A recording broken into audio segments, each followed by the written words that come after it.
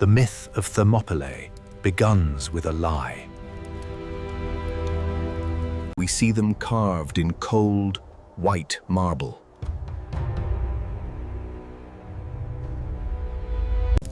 They stand perfect, stoic, and untouchable.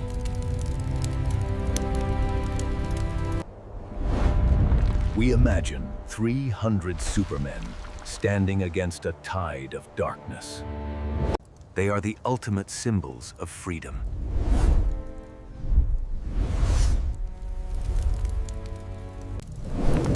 They are the defenders of reason against barbarism.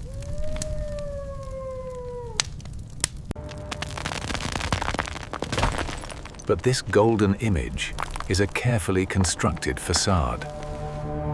For millennia, this image served its purpose. A pristine representation of the warrior ideal. We must strip away the romance.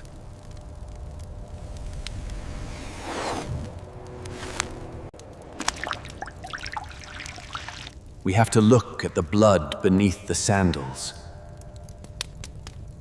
The reality of Sparta is not a comic book. This dramatic shift in illumination symbolizes the darker aspects of the Spartan ethos, transforming heroes into something monstrous. The year is 480 BC.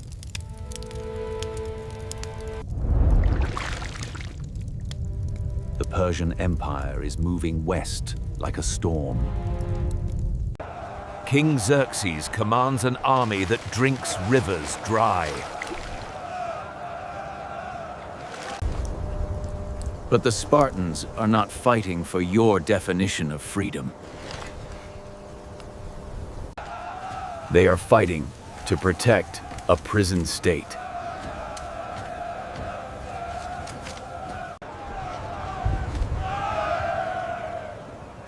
Sparta was not a land of liberty. It was a military camp built on top of a graveyard. The Spartans were the only Greeks who made war their profession. But they did not work the land.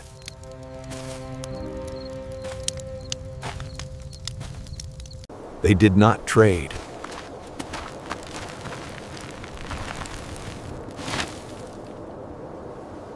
They did not create art.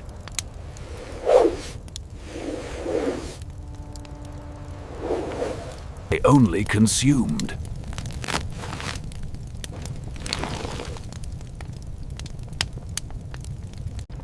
The engine of their economy was slavery. We call them the Helots.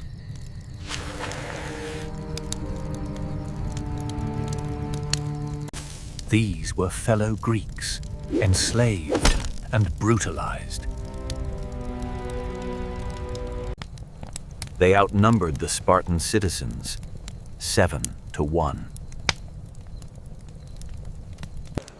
Every Spartan meal was cooked by a slave. Every shield was polished by a slave.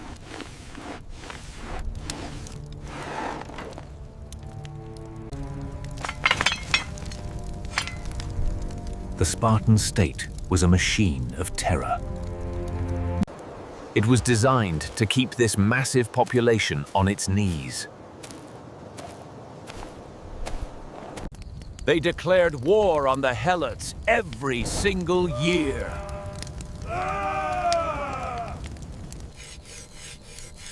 This was a ritual act of state-sanctioned murder. It allowed young Spartans to kill slaves without legal consequence.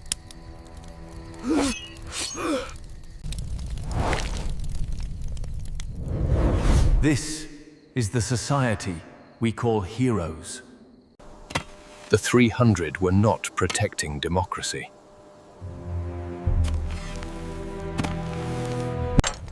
They were protecting their right to own human beings. Xerxes offered terms that many Greeks accepted.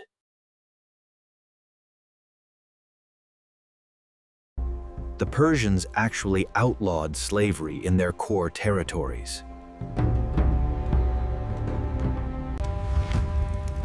This is the irony we ignore. The invaders were more progressive than the defenders.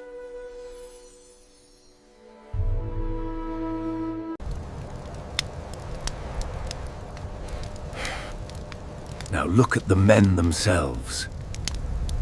We are told they were the finest soldiers who ever lived.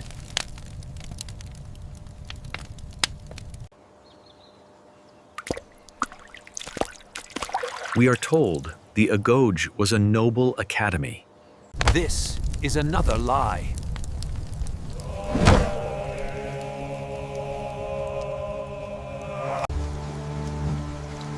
The Agoge was a system of institutionalized trauma. They took boys from their mothers at age 7. They starved them to teach them to steal.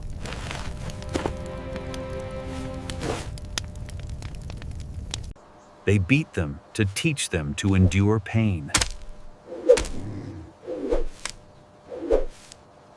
They encouraged them to murder the weak.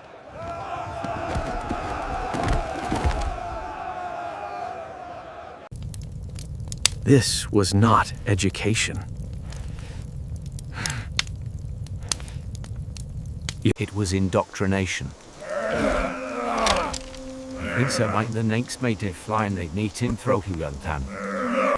It created men who were emotionally dead.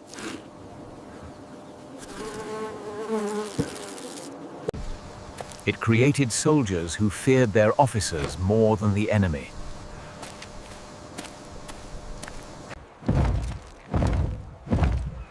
These are the men marching to the hot gates. Individuality was purged in the Uras Valley. They were not independent thinkers, merely components of an unstoppable military machine marching north. They are cogs in a biological machine.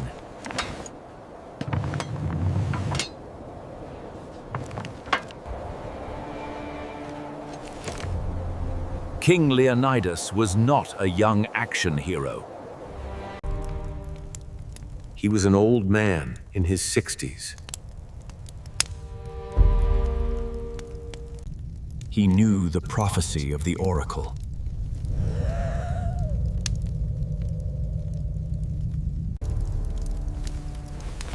He knew a king must die to save the city. But saving the city meant saving the slave system. They marched north to the pass of Thermopylae. The geography was the real weapon.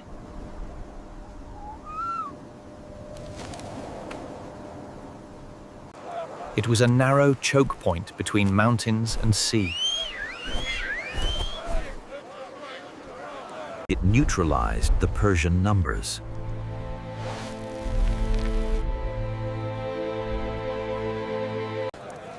But the Spartans were not alone. This is the part of the myth that Hollywood erases.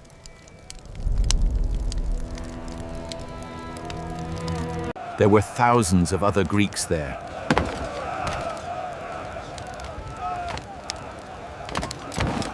Thespians, Thebans, and Phocians stood in the line.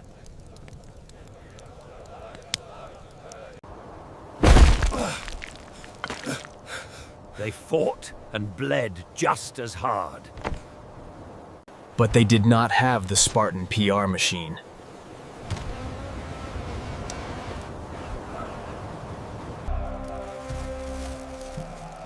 The battle begins in silence.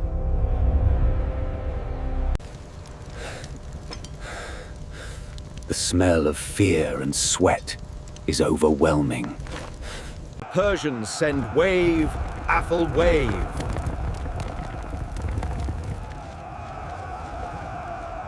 The Spartans kill with mechanical efficiency.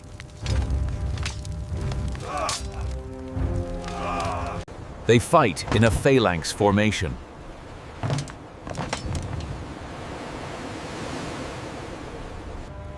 The hoplite shields formed a formidable barrier. This close-up view demonstrates the effectiveness of the bronze layering. It is a meat grinder. The narrow path nullified the Persian numbers advantage, turning the engagement into a brutal war of attrition. The dust chokes the air.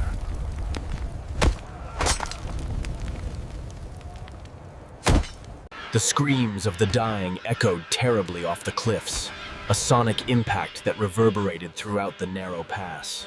For 2 days, they hold the line.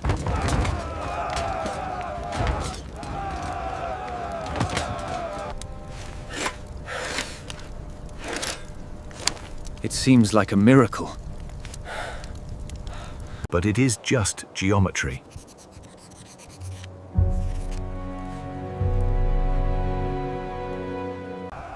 You cannot push 1,000,000 men through a doorway.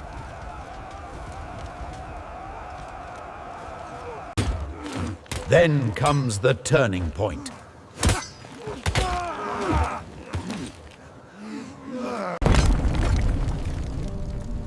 We call it betrayal.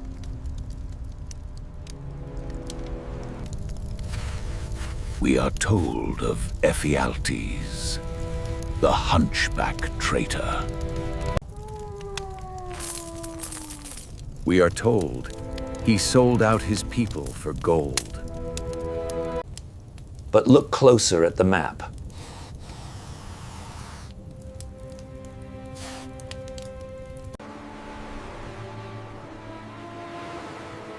Ephialtes was a local man.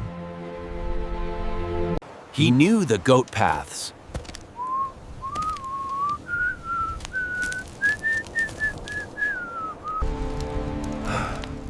Perhaps he was not a monster.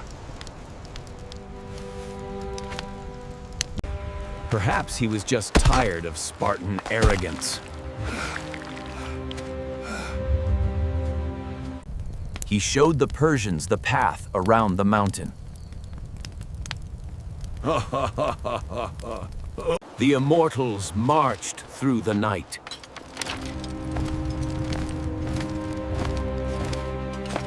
The narrow Anopia path was critical. It allowed the flanking maneuver that ultimately doomed the Spartan defense on Kolonos Hill. The trap was set.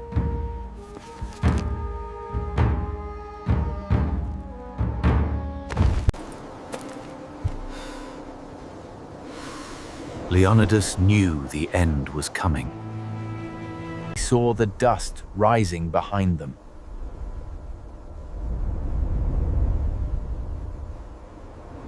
The logical move was retreat.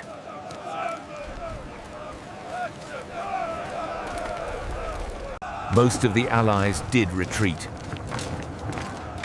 Most of the allies did retreat. But Leonidas stayed.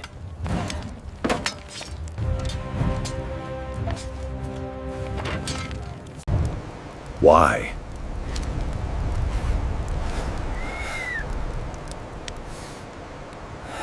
Not just for honor.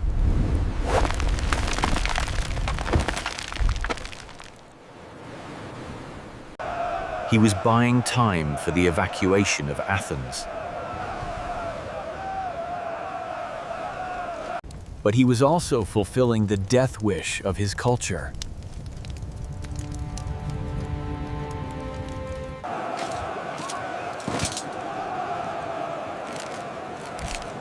He kept the 300, but he also kept 700 Thespians.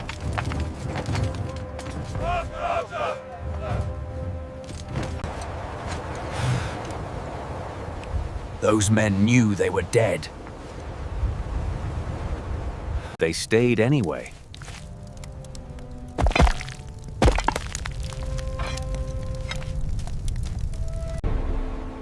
No one writes songs about the Thespians. The final stand was messy and brutal.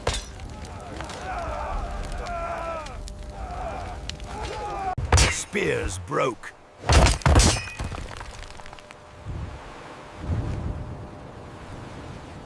Swords shattered.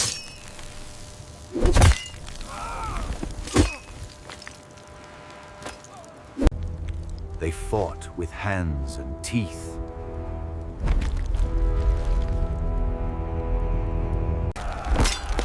Leonidas fell early in the chaos. The fight over his body was savage.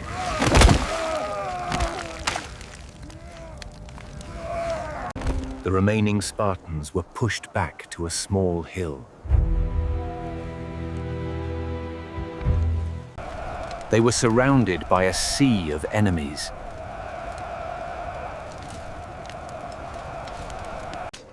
The Persian archers blotted out the sun.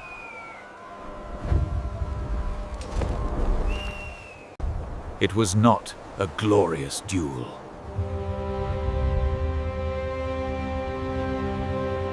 It was an execution.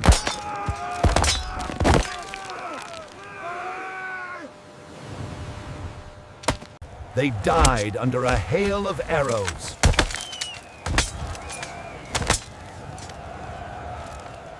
They died in the mud.